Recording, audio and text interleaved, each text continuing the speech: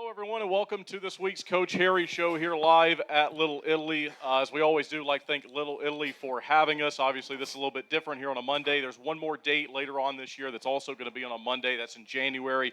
Other than that, it'll be all Tuesdays, 7 o'clock the rest of the way.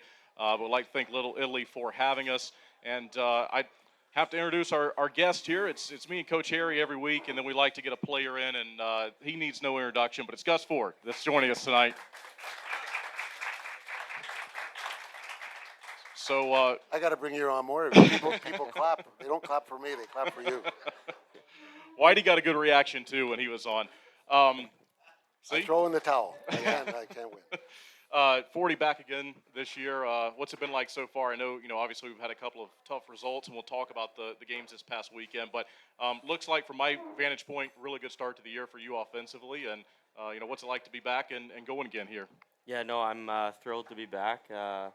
This is like a second home to me right now, and no, it's been a rough start, but we're gonna get going here in a little bit. Just some new guys, but no, I'm excited for the year. We're the returning guys, we talked about it. Probably the last three coaches shows who we've had on here, and it's the returners that lead the way. And as I said, this guy here, not just on the scoreboard, but in the dressing room and in the community. And he's a big part of Carolina hockey here. So he does an awesome job. And myself and the ownership and everybody, and I know the fans are happy that he decided to come back this year. So as I said, he's a great addition, just not on the ice, but off the ice as a person. And, Coach, we're going to get into the games here on the other side of the break. We'll start with the first game. But just real quickly, obviously a couple of losses, but, give us some quick thoughts on, what you saw here this weekend. Well, it's kind of like a mixed bag of emotions, I guess, this weekend here. I saw some things that I really liked. I saw some things that, weren't as good as we would like to have. And, but I see the improvement. I see things are starting to turn a little bit. As I said, are they where we want to have them? No. Gus just said maybe a bit of a rough start, but there's some ways to go. And we're going to have to, just keep working at it. And it's a different year. I know that the focus sometimes is not always as where everybody thinks it should be at this time of year already. But as I said, the guys have done a good job. They've worked I can't argue about their work ethic, as I said, and I see improvement. And I don't know if everybody else does. I see us getting better. I see guys starting to feel a little more comfortable of what they're doing. And when you're in the situation we're in right now, it always seems like the water's running so fast that we can't stop it right now. And but we're just going to have to keep working and putting our fingers in the dam and work and take one stride at a time. We can't start looking ahead and trying to get to a point where everybody wants us to be. We got to take one step at a time. And as I said, I see it coming. Do we have to make some more changes? Probably. As I said, it's one of those years. But as I said, I'm not panicking. Is there a sense of urgency a little bit? Yeah, but the word panic, and I don't see it in the dressing room. As I said, a lot of times it's a mentality, and we'll talk about that as we go along here. So, but no, it's really kind of a mixed bag. As I said, I felt really good about some things, and talking to Gus and Boots and some of the other guys, we did some really good things, and then other things we've got to really improve on. So, as I said, we'll put our best foot forward tomorrow and get ready for the weekend. So that'll do it for our opening segment here. Just like to tell everyone hello and thanks for coming. So we're going to get into the games next, but we'll take our first break here on the Coach Harry Show. Thank you.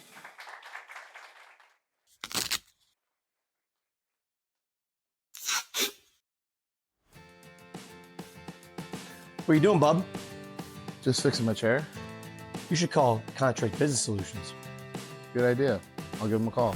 Proudly serving the Piedmont Triad area for over 17 years, Contract Business Solutions partners with leading manufacturers to create innovative, budget-friendly workspaces. From design and layout to delivery and installation, explore our capabilities at cbsworkspaces.com.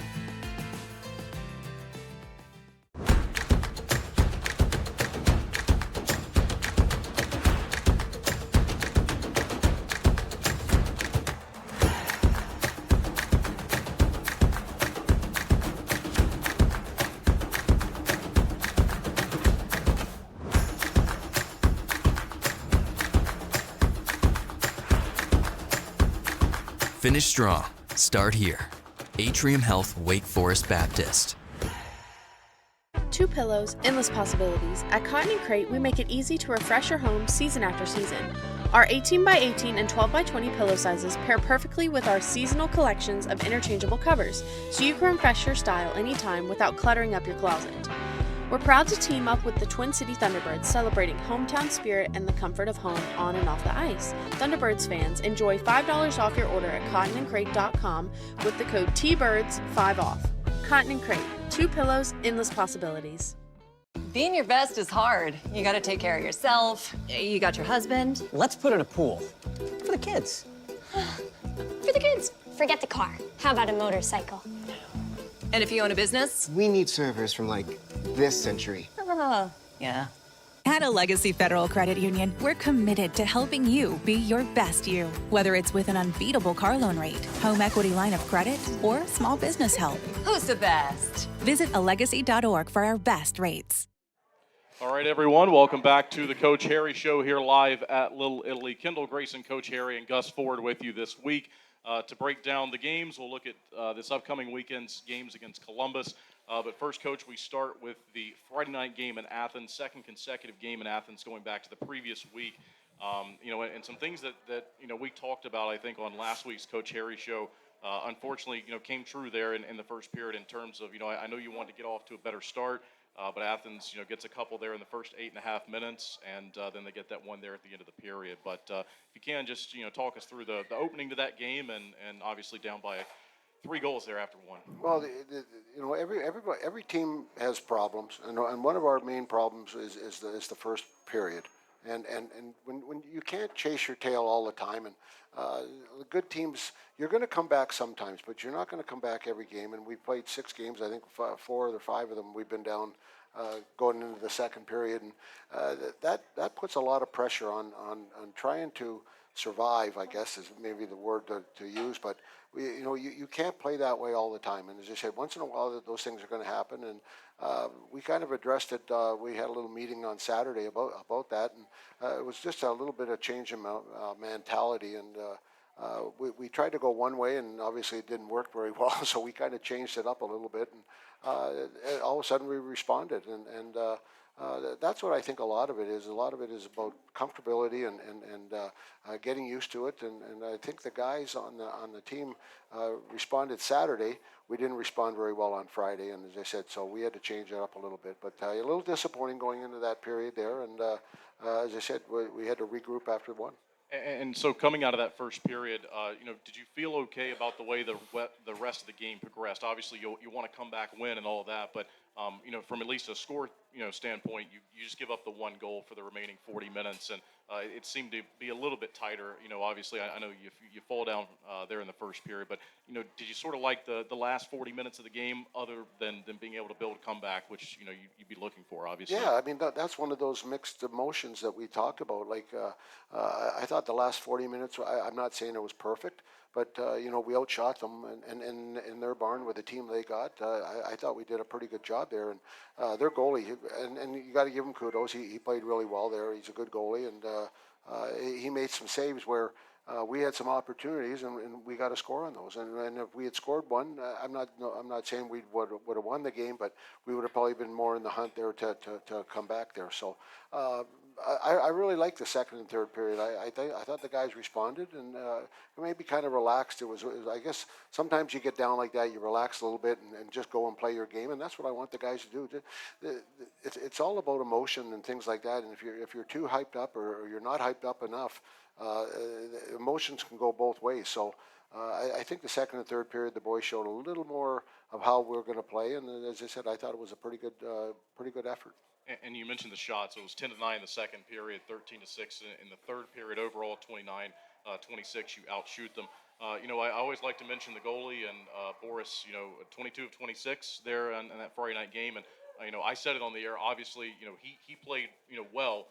It's tough as a goaltender when you don't have anything on the board in front of you. But if you would just talk about his play there on Friday. Well, I thought he played well. I mean, I can't complain. As you said, we talk about him and Mario from last year. When they got shutouts, or Skinner last year when they got a shutout. That the goalie played really well. But I always talk about you know, it's a team effort, and you know, same as the other situation when, you know, we give up 3 goals. It's not always everyone goes, oh geez, you know, Boris didn't play well. I thought Boris played pretty well. We can't give chances that they had there the other night, especially early on. So it's basically an effort where, as I said, we didn't respond very well in that first period, and we kind of hung him out a little bit to dry. But I thought he made some great saves. He made a couple saves there. I think it was in the third period there. I can't think of the guy's name right now. He was coming down, and they made a cross ice pass, and he dove at it. And I thought he played well. As I said, he didn't get, and I don't want to say the effort from the other guys. It was just a situation where, you know, we let down early on and got behind. And Gus, for you as a player, and Coach Harry talks about your leadership, and you've been there. Obviously, you don't want to find yourself in that situation. I think I scared them when they heard leadership. I'm not sure. What you know? What are you saying to your teammates, and kind of, you know, what's your role in that situation as a veteran, as a leader, and someone that you know, obviously wants to get the team back in the game, and just didn't happen there on Friday? I mean, yeah, I pretty much just reiterated in the room that we needed to, you know, everything needed to be harder. It needed to be a little bit harder on the boards. Passes need to be harder. You know, getting the puck out, getting the puck in needed to be harder because we were just being a little bit soft at the blue lines. And, you know, I mean, our team, like you said, in the second and third, we took it to them pretty much for the most of the part of that. And, you know, we were just getting a little bit more greasy in the corners, greasy in front. But I think if we just keep doing that, the goals are going to come, and we're going to start getting some more greasy goals in front, and that'll get our offense going. The one thing to come to the guys' defense, you know, we've had to mix and match a lot, and, you know, probably if you've watched the last 3 years, I haven't really changed much, and we probably really haven't had to change. But this year we've really had to mix and match lines, and that's no excuse. You got to play. If I put Gus with Boots, or I put Gus with whoever, you got to try and make it work. So, but it has been a situation where we've had a lot of different line combinations and even defense combinations, trying to find the right one right now, and we haven't really found, other than probably Gus's line, goal production and defense too. Just trying to find that right guy with the right guy, and sometimes you look at it and you think, oh geez, I don't know if that'll work, and all of a sudden they go out there and they play really well, and you're like, oh boy, maybe I found something. So that's where we're at right now, is trying to find that cohesiveness, I guess, putting everything together. And right now, as I said, we're just searching our way through it right now, but we'll keep working at it. And we'll talk about the Saturday game coming up in the next segment, but from that Friday game specifically, anything else that you'd like to add before we go to the break? Well, again, and I hate to keep harping on it, but we can't let teams start the way they did, and give them goals that my defensemen, and we talked about all little things, and again, we talk about little things, and I think we got better on Saturday, but Friday we defensemen outside the dots, and Gus mentioned about in the first period there we gave up the blue line, and I've been here for 3 years almost now, and if I've said blue line once, I've probably said it a million times. So how important that is in our zone, and then also in the offensive zone, and we lost it at the offensive zone, and we let them have the in our zone. So it's little things like that we've got to clean up, and we talk about it, we harp on it every day, and as I said, I think the guys are starting to realize some of the things that they've been used to doing over the years that you can't do it now at this level, or they played on other teams and you can't do it here. We don't play that system.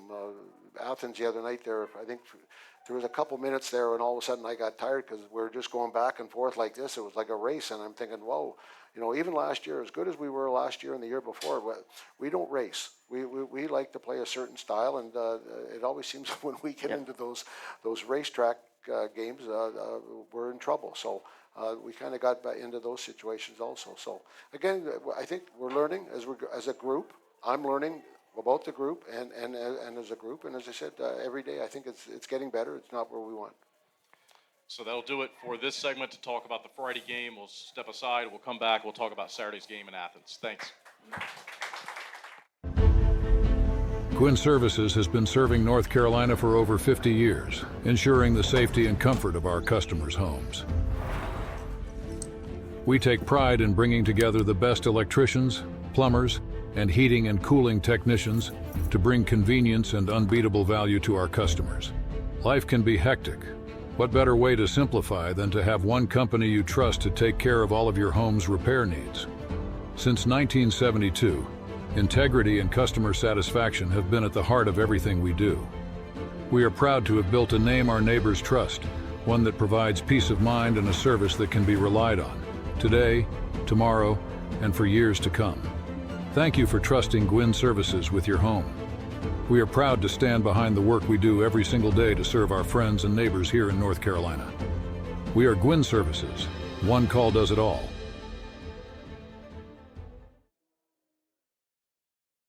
Looking to buy, sell, or invest in real estate around Winston-Salem and the Triad? Meet Jennifer Sapp, your trusted local realtor.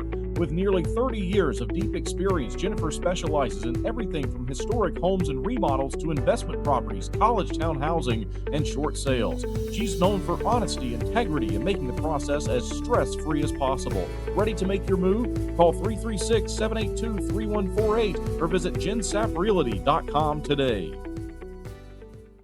When you're craving that slow smoke flavor done right here in Winston-Salem, there's only one place to go, Honky Tonk Smokehouse. From tendered pulled pork and fall-off-the-bone ribs to fresh house-made sides, Honky Tonk has it all. Not a meat lover? They've got delicious vegan options too. And when it's time to party, let Honky Tonk Smokehouse handle the catering and event planning. They'll bring the flavor to you.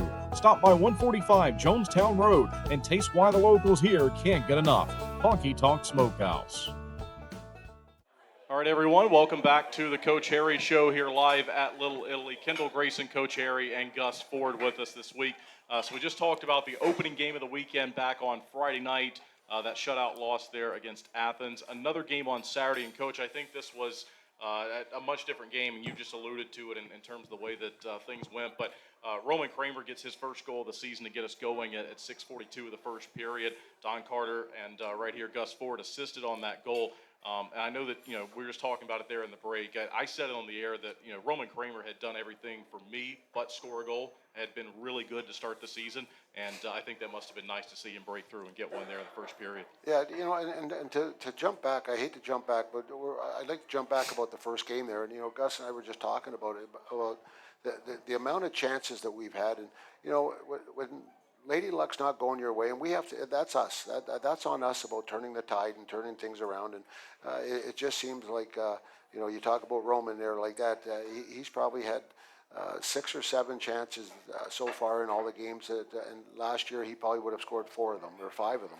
And this year it's one of those situations where things aren't going the way we wanted it to go. And as I said, it's all about Lady Luck. It's about hard work, putting your nose to the grindstone. And as I said, it just when the tide is going the other way, sometimes it's just really hard to turn it. We're trying to turn it as best we can, and sometimes it takes more time than we would like. So, but no, I was happy for him. I know it's a weight off your shoulders when that's part of your game to score goals, or when a certain part of your game that you can't do.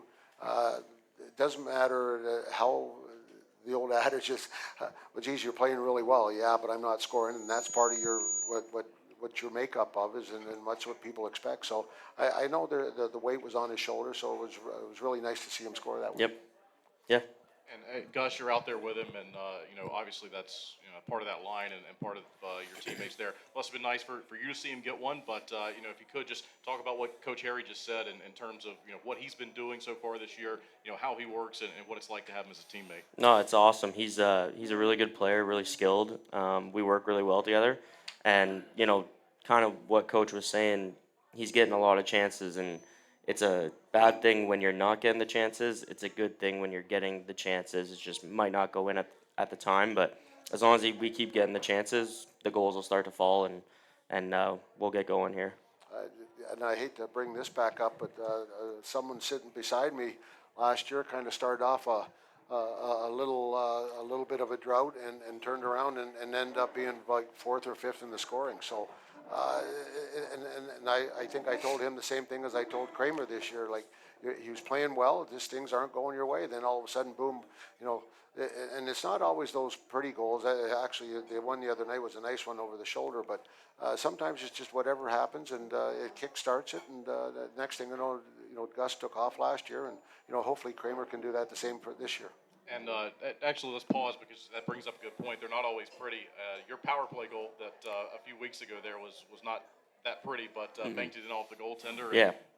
Made it happen. And that's Yep. got to put pucks on net. And I think you were behind the net and Yep. found a way to put a puck on net. Yeah, There. there's that's just how it happens sometimes. Just throwing pucks on net, and no, I just tried to catch the goalie. He was kind of sleeping, and I just threw it to the net. Really, it was a good bounce. So. See, Gus is a little like Boots when, by the end of the year, he'll probably tell me, like his one goal that, he was looking at the goalie. I knew it was going to go off his head, so I shot it like that, and then it went in like that. So yeah, and now that they're actually roommates here a little bit, I think it's a little rubbing off on him. So I can see next summer he'll be telling all his guys, you should see the goal I scored from behind the net. I knew it was going in the net. They don't ask how, they ask how many. And that, trust me, that's all that matters. That's it. So we go back to that first period, that start. You get on the board and get that 1-0 lead, which you're looking for, obviously, compared to the Friday night game that we just talked about. Athens does tie the game, and you end up outshooting them there 12-11 in the first period. So I would imagine, it's good to see a goal on the board, but from your perspective, it must have been a much better start from your group. Well, and we talked about it earlier about finding what is right for each group, and every time, each year changes, and even from my first year to my second year, it changes. Even though you got a lot of the same players, things change. Guys are more mature now. Guys have been in the league a little longer. Guys have higher expectations. So every year things change, and we're just trying to find that niche. Whenever we have a timeout, I don't know if I've done it this year as much, but every year we have a timeout. I always tell the guys, what's the score? We could be up 4-1, and I always ask the guys what the score, and it's 0-0. 0-0. And so we try to have that mentality, and it just wasn't really working for us. And so I kind of changed it up on Saturday and said, when the game starts, we're winning 1-0. And that's all we have to do. So there's a sense of urgency when you go out there that we're winning 1-0, and we want to hold the game. We want to hold the lead, but we also want to extend it. So we kind of changed our mentality a little bit. And as I said, I love the start there. We came out guns a-blaring and played really well. And as I said, we scored right away and early on. And I think it was good that a guy that hasn't scored scores for us. And as I said, I think that just gave us an even bigger boost than normal. So as I said, great start.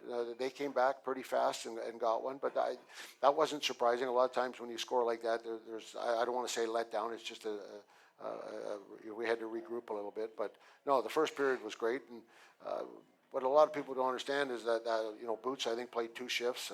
Keeley played maybe two shifts, and so I had to move Carter up to the wing and move Mike Manny was in the middle, and the second and third lines, I guess if you want to call it, was a bit of a mix match, and as I said, we went with 4D, and I thought the guys really responded really well.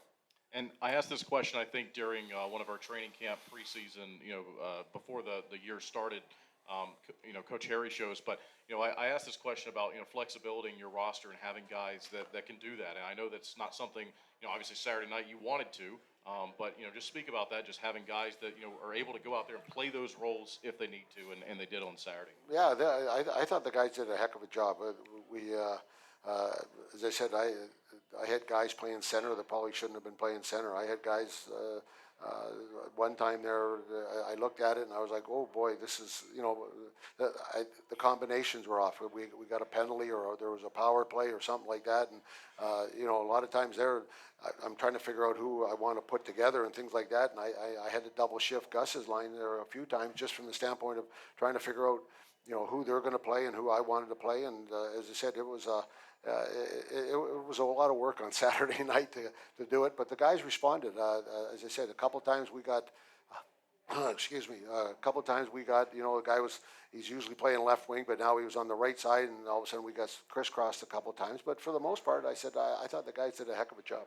So we go to the second period. The second period for me was, really entertaining, and you're sitting there just waiting to see who's going to get the next goal. And a lot of times those are the most exciting types of games. And so we get that there in the second period. Jacob Schnapp gets a late second period goal for you. I thought sort of an emotional goal, really good play on that rush up the ice, and he's able to clean it up there in front of the net. So you get the lead that you're looking for, and can you just speak about that play and then carrying the lead into the second intermission? Well, that's what you want to do. You always want to set yourself up in the third period to be successful, and we got to that point. I knew the guys were starting to get, when you go down as low as we did with the numbers, it takes time, its toll on you. And as I said, at the end of the second period, I was really happy. I thought we responded the way I expected. And they gave a great effort. And as I said, we went into the third period hoping to not change, keep doing what we're doing, and keep the puck in their zone and forecheck hard. And as I said, keep things really simple. And as Gus said, both blue lines, get it out, get it in, and make the game simple. And so you got the lead there in the third period, and then it's back-to-back power play goals for them. They have the 5-on-3 and then the 5-on-4 as well. And so just speak about those few minutes there as the game kind of changed with those power play goals against. Well, and I guess I'm going to complain about the refereeing, I guess, here a little bit, but if you've been in the game a long time, you want the players to be the ones to decide the game. And if you get a 5-on-3 during one game, like you've just won the lotto. And so they had a 5-on-3 early on in the first period. Yep. We killed that off, and we did a great job there. And then all of a sudden they got another 5-on-3. So it's a little disappointing when those things happen. As I said, I over the years, very rarely you're going to get two 5-on-3s, and we went down, and actually we scored in our own net. And I'm not blaming anybody; it just went off our stick and went in the net. He tried to a cross ice pass, so a little disappointing in that situation. I think we were down to 20 seconds. I think when they scored the goal, so really kind of disappointing. Great, I thought the PK were doing a great job, but it kind of took our wind out of our sails. When something like that happens, and even talking to their coach after the game, he told the guys, "You better be ready because you get two 5-on-3s, we know we're going to get a penalty." And 40 seconds later, we got another penalty. Mm-hmm. So it was a little disappointing, but we got to fight through those things. And as I said, it was just one of those nights where they let them get back in the game, and they got and give them credit. They got back in the game, and as I said, I think that took a little bit of our wind out of our sails there. That second goal there, and they just kind of cruised home. And can you talk about the penalty kill specifically? Because I know that you can look at it at the end of the night and see they gave up a couple there in the third period. But from where I was sitting and watching the game, the effort on the penalty kill to me was tremendous in that spot with being outmanned and obviously didn't have the numbers that you wanted to. And for me, that was a big story of that game. And like Gus mentioned, they're 20 seconds away. And maybe it's a different hockey game, but for me, that was one really good key. It's easy to look up there and say they gave up a couple goals, but I thought the penalty kill was really tremendous, especially with the effort they were giving in that situation. No, they did. They did a great job. As I said, we kept them outside, and they didn't.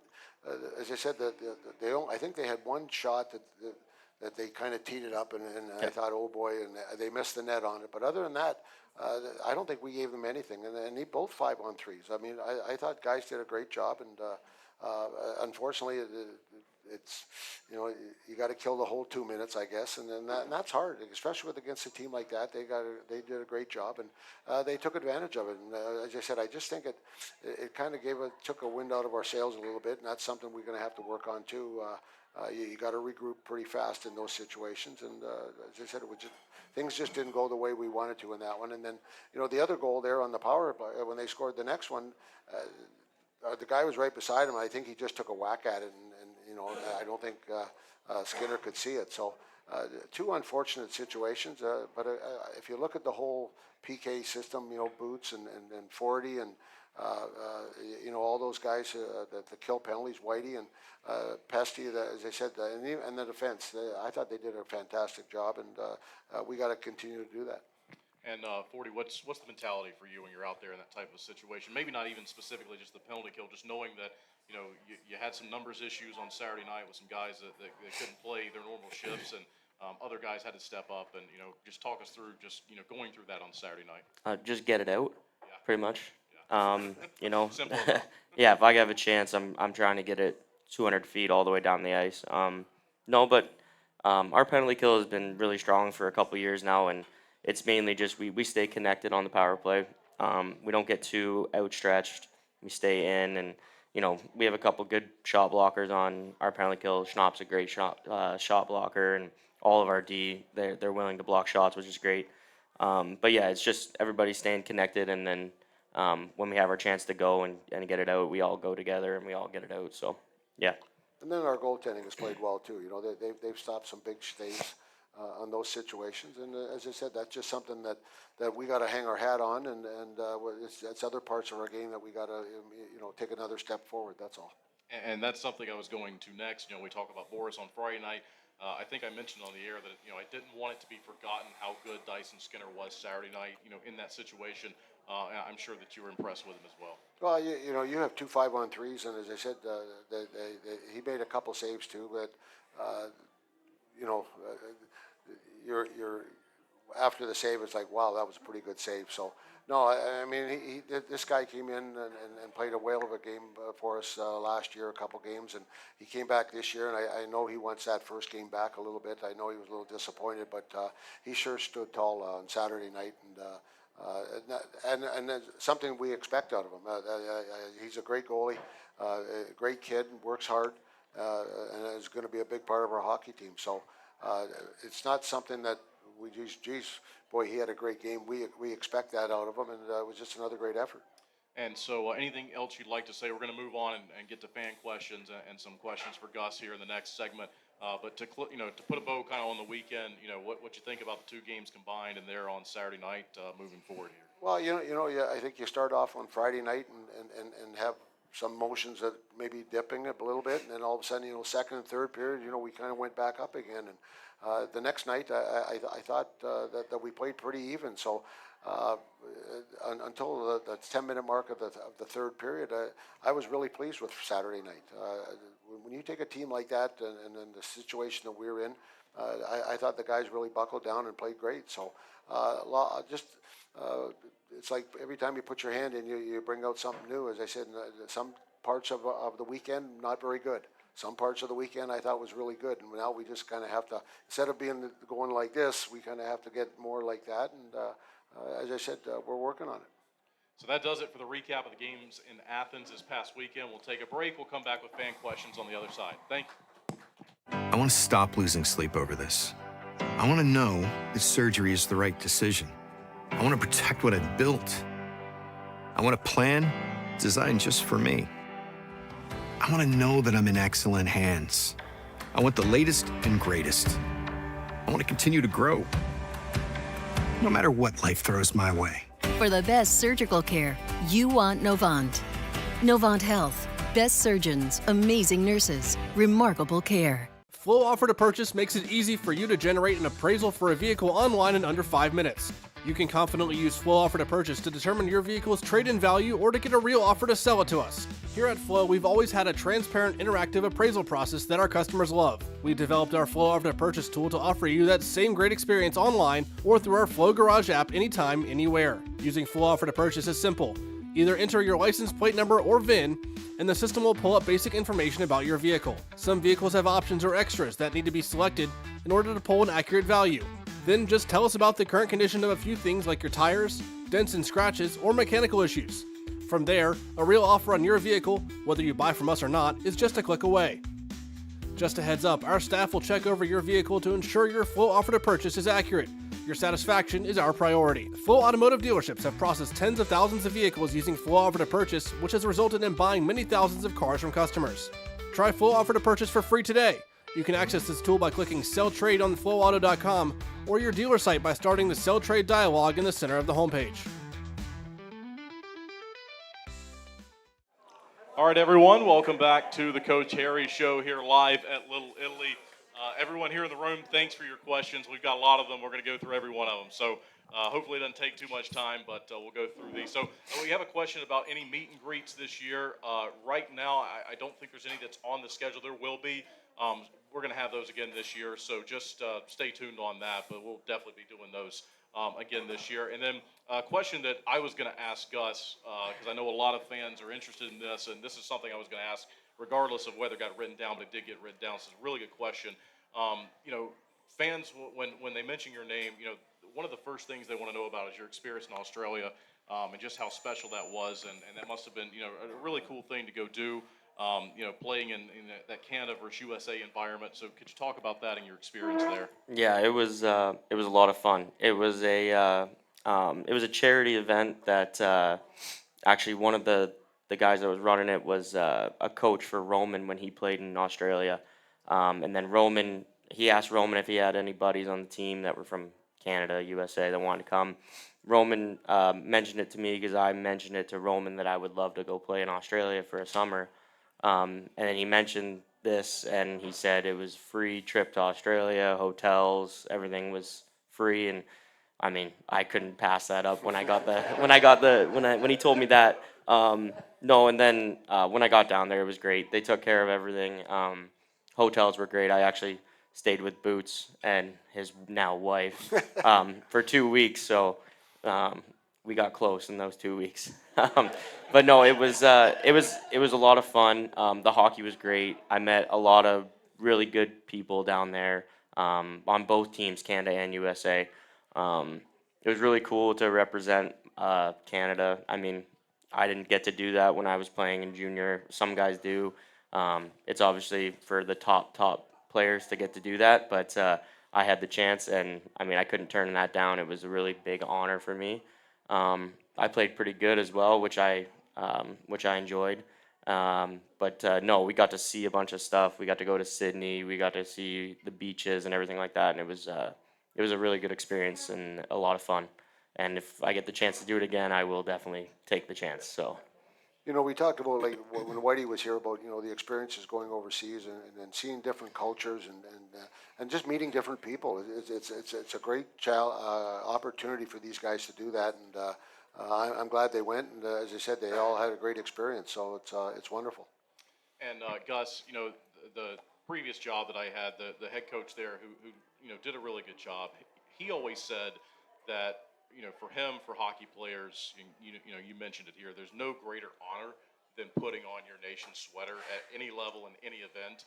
And I know you touched on that, but that's something that not a lot of people will ever experience. And I think that needs to really be appreciated, because that's something that has to be very special for you. Yeah, for sure. I mean, like you said, it's a great honor. I mean, I've always wanted to wear the maple leaf on my chest, and I got the chance to do that, and yeah, I'm really thankful for the opportunity. It was awesome, and yeah, like I said, I'll do it again if I get the chance. So. Next question, and Coach Harry, I think this is going to be more for you, but someone out there just had an observation that they wanted to say. Very grateful for the stability and the ownership and the coaching that's going on right now in this organization, and they make the point that unfortunately it's not the same everywhere else, and I think that you could probably speak on that, of just how blessed we are here to have stability and such a great franchise that's moving forward here. Well, in every league, doesn't matter what level, there's always teams that struggle, and a lot of times it's you have to try and put the right people in the right position to be successful. Same as coaching here right now, and the last few days, a lot of people have said to me, like, the team this year and all that, and most of it's on my shoulders. And so you got to put people in the right position. So I'll take the heat for what's going on now. But in the league, every league, the National Hockey League had the Cleveland Barons, who, for years they struggled, or Atlanta's had two teams and they couldn't get it going, and that's a big city, and it's a sports town. So Arizona Coyotes. Yeah, they struggled. So it's very, very difficult, as you said, if you don't put the right people in the right situations, and we have that right now in the front office and the way they do things there, and as I said, and then it's the players too, like especially at this level, like these guys are very accessible. They're great in the community. They do a lot of things like that, and so it's a combination of doing a lot of things together to make an organization, and hopefully a couple teams in our league right now are struggling a little bit, and hopefully they can rebound, and I think they've done that. They've made some changes, and hopefully they put the right people in. Gus, we have another question here. What do you do to mentor the new teammates? Obviously we just talked about you being a veteran and a leader. What are some things that you like to do, maybe either off the ice or on the ice, to be a mentor to new teammates? I mean, really, it is just talking to them. To be honest with you, I've gotten to know everybody on the team already. Honestly, just talking to guys in the room, like sitting next to them, or like I sit next to Demke in the room, and me and him chat a bunch. I've talked to them all, but really it is just talking to them, making them feel comfortable in the room, on the ice.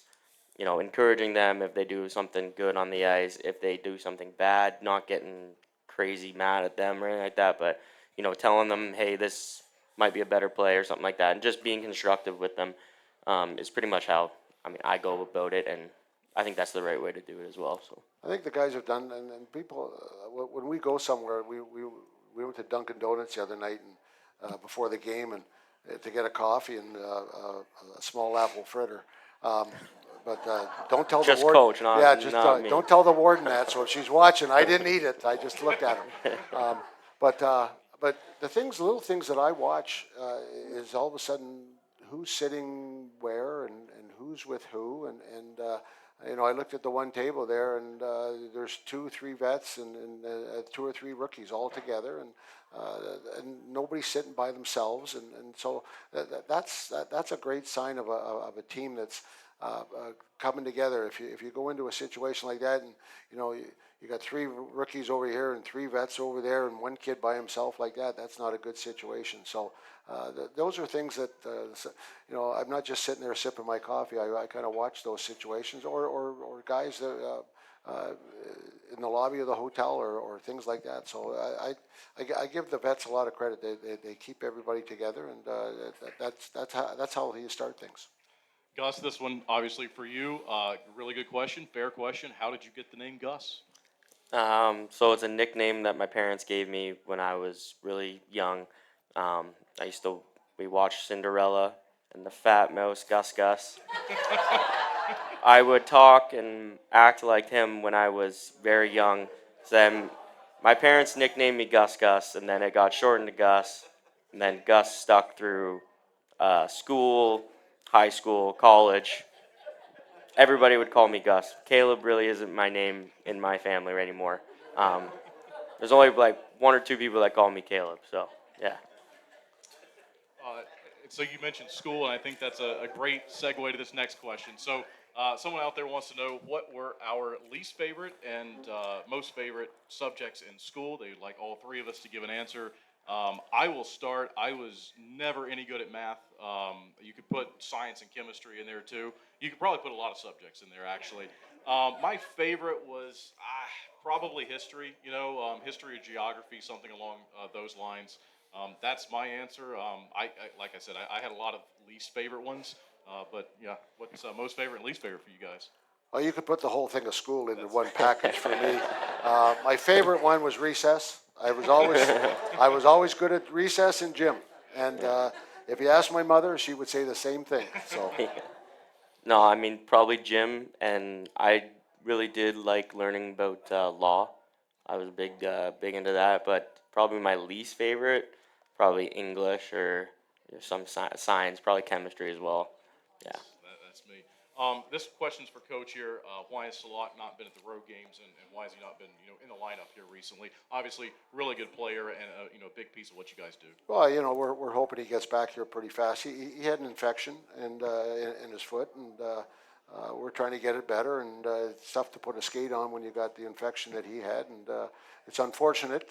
As I said, he's a big part of our hockey team, and he'll be a big plus for us when he gets back. And every day we're gonna have a look at it tomorrow and see where we're at, and hopefully he can play this weekend. But if not, then we'll just have to wait a little bit. But we're just hoping that he gets better, and we can move on. And speaking of moving on, the next question. The question is, do you think that the defense as a whole took the biggest hit in terms of your changeover of players and getting new faces in there? Do you think that's sort of the area that turned over the most compared to last year? Well, that's obvious. If you told me if I knew hindsight, things probably would have changed a little bit. You know, starting when we went to the playoffs there last year, you know, Joe Kennedy retired. Nate Keeley or Clay Keeley, you know, he didn't come back. I lost Gord Whalen in the draft. You know, I probably could have protected him, but you know, those things happen over this course of the summer. And then you know, I traded for two guys, and both guys decided to retire. So it was just one of those situations. Every time we grabbed one, they decided to move on. And at this level, those things happen sometimes, and it's unfortunate. They kind of all happened at one time, and so we're trying to find our niche. We're working our tails off trying to get the right group in there, and hopefully things work out. And this question, I'm new to this league, obviously, so this is something that's a little bit different and unknown for me. But there's a question: do player points still add up? It looks like the SPHL equals 3 points, and some teams might be having veteran status players. No, that was brought in last year. And there was a reason for it, and I thought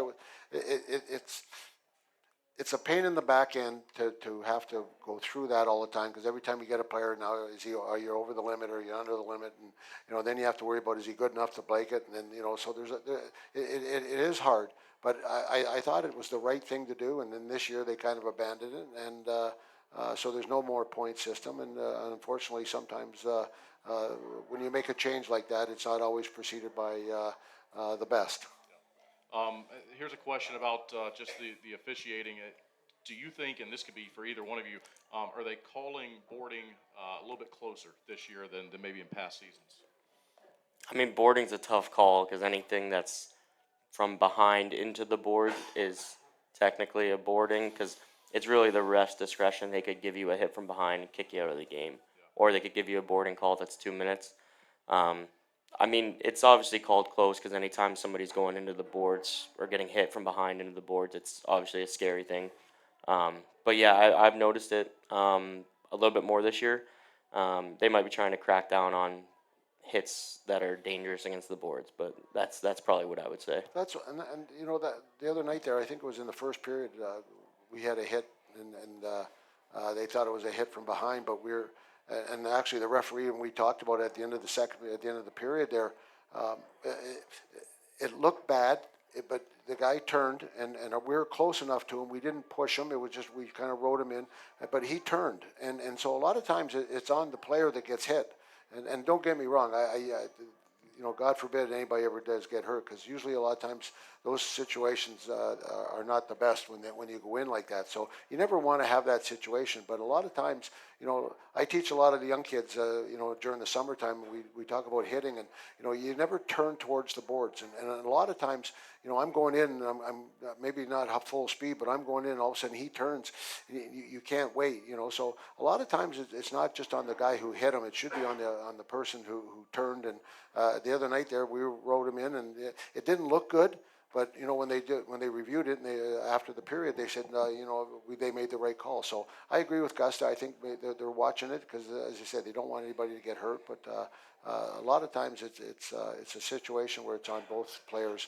You know, maybe he rode him a little harder, but then a lot of times you can't turn either.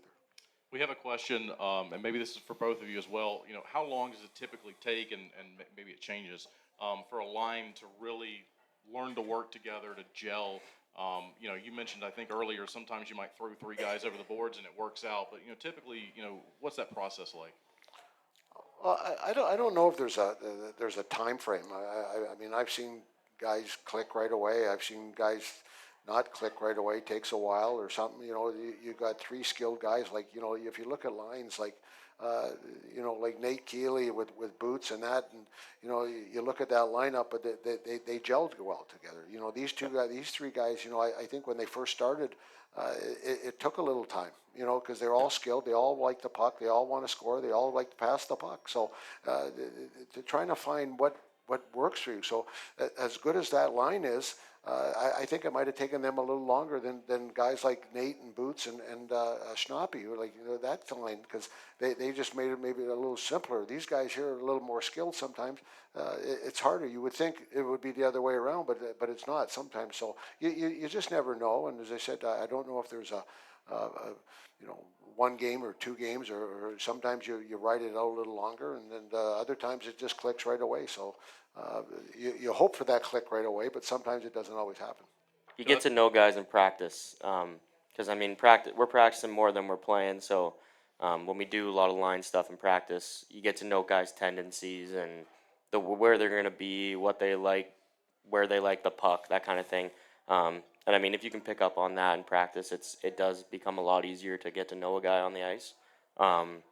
Like with Roman, I played with Roman for 2 years now, and practicing together every day, it is easier to find him now on the ice because I know what he's like, what his tendencies are, where he's going to be. It was kind of similar with me and Baker playing together for a while. I knew where he was going to be, usually always behind me, but because he was slower. But I always knew where he was going to be and where he wanted the puck. And we had success. We had a couple arguments, but we had success as well. And it took a little bit of time, but we picked it up quick. And no, we knew where each other were on the ice. It was a nice line to be on. And every once in a while too, I'll do this, like three guys sit together and talk. That it's pretty common. Like what I like to do. Like I might be the type of guy. Gus has the puck. Like I want him to throw it in my corner, and I go. So maybe we sit down and we talk about it. You know what I mean? And some things that I like to do instead of, as you said, Gus, in practice we talk about it. But a lot of times it's verbally just talking to each other, saying, well, if we get in that situation, I'd rather be here instead of being over there. So it's just a lot of times it's about the talking. Gus, who's the fastest skater on the team? Coach. If I don't say Boots, he's gonna get mad at me. But I would probably say Boots is probably the fastest on the team. Mikey's fast. Manny's fast. When he gets going, he's quick.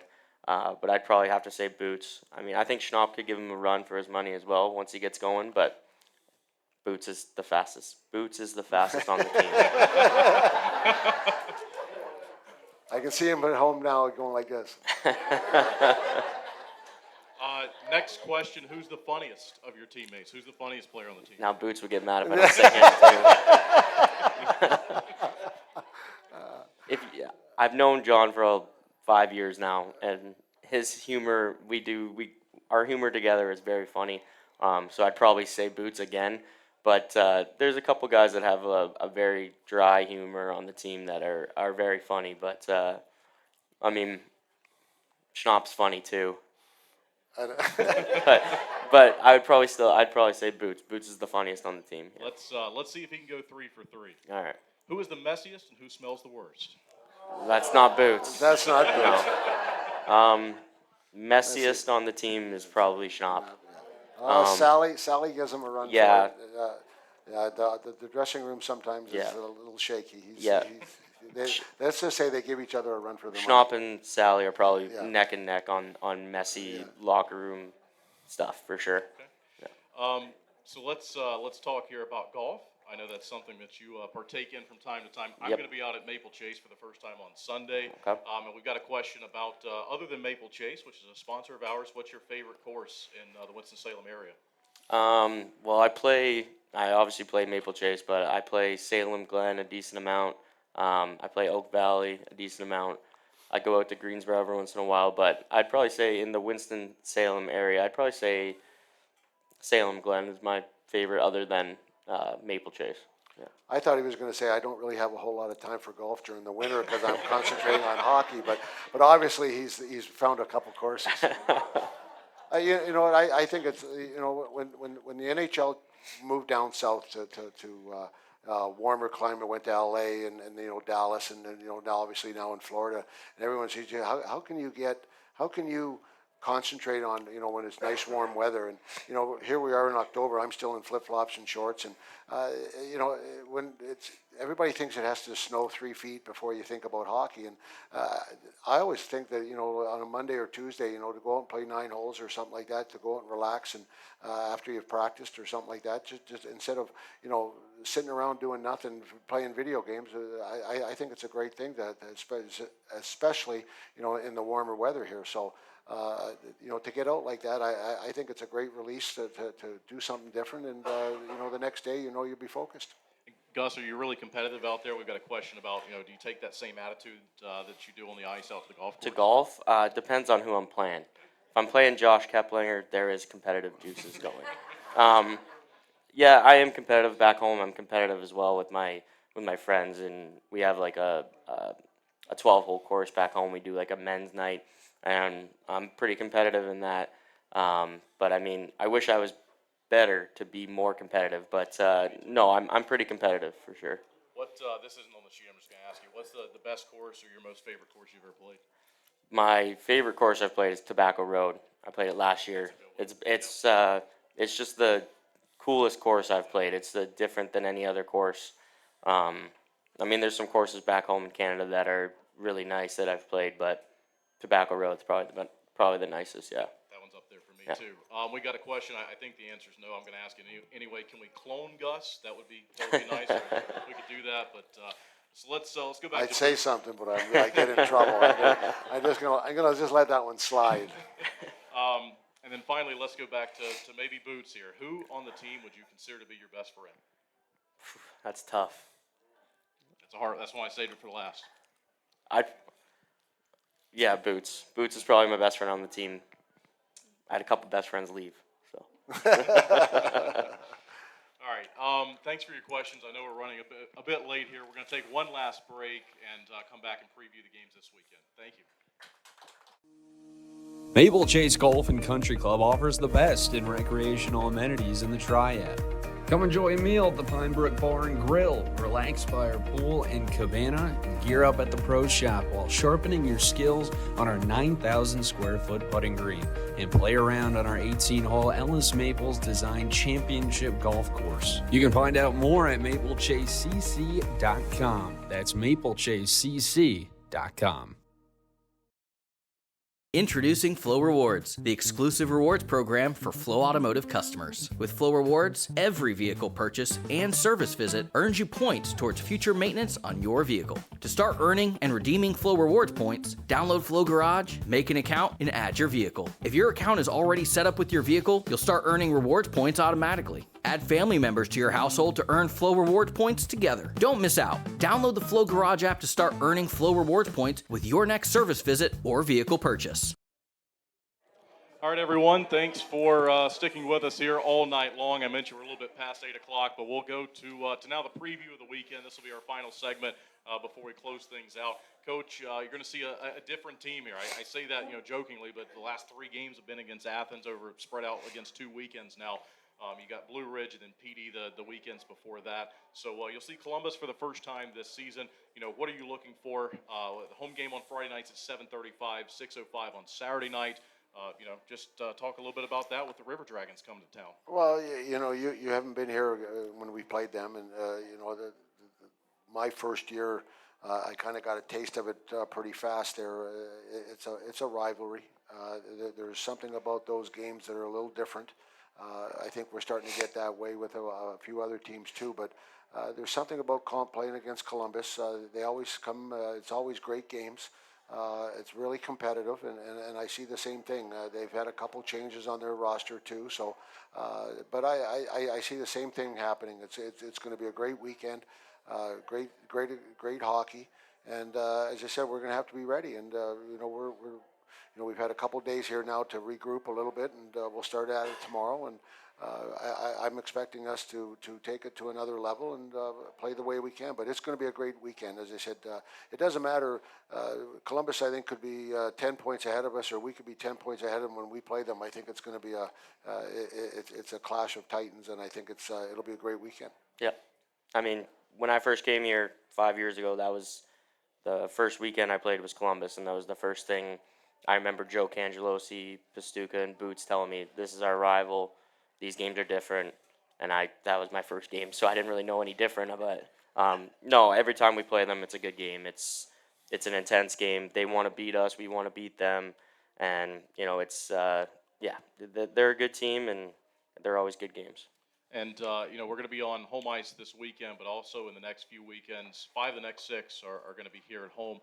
That's got to be nice, I'd assume, for each of you to come home, play in front of the fans again. I think the one that's not is in Blue Ridge, so obviously very close, and we'll have some fans on the road for that one, I'm sure, as well. But, you know, you've had the 3 straight there in Athens, and now you get to come home, and 5 of the next 6 are going to be on home ice. Well, we're hoping to take a step forward, and that's our goal, and we're going to take one step at a time, and we're not going to get too far ahead. We're going to take one step at a time and get things better. And as I said, the work ethic of the players so far has been great for me. I can't complain about that. We just have to do some things different. I have to be better myself. As I said, a lot of it's on my shoulders of where we're playing, and we're going to put our best foot forward here. And as I said, I think the guys, they're responding to what we want. Is it monumental right now? No, it's little baby steps, and we're going to take those steps. And a lot of times at the end of the year, you know, those baby steps, they add up, and next thing you know, geez, we're playing pretty good. So that's what we're kind of looking forward to. And as I said, it should be a fun weekend. Gus, anything else from you? I'm good. All good? Okay. All right, well, thanks. He spoke a lot tonight. He had a lot of questions. He had a lot of questions. He had a lot of questions. Thanks to Little Italy for having us. Thanks, everyone, for Thanks for coming everybody out. coming Appreciate out. it. Thank you so Appreciate it. much.